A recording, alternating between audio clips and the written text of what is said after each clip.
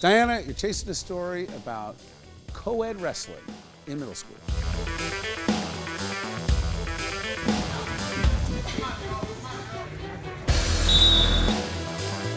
I just like the feeling of when I wrestle. I feel superior that I can beat boys.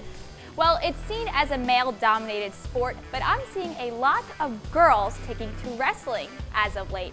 And I'm not just talking about myself. Oh my God. That's what you want me to do?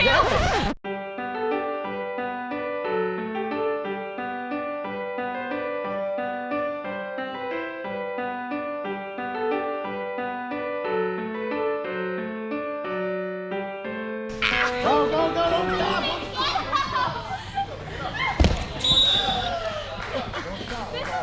Research says about 5,000 high school girls across the nation participated in wrestling this past year, and that's nearly 5 times the amount than a decade earlier.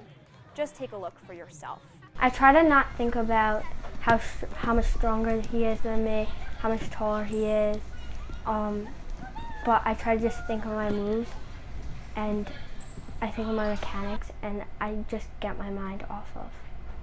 Nails painted with sparkles, hair with purple streaked at the ends. These girls are not to be messed with. There's just one problem. While there are more girls joining the sport, there's still not enough for their own teams, so they're forced to participate with the boys. And let me just tell you, the boys aren't happy about it. Because it doesn't bring enough talent into my pool. Oh. Okay.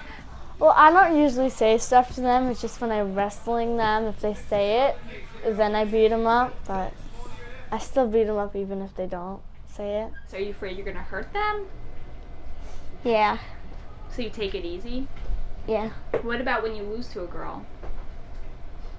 I've never lost to a girl, so Are you sure?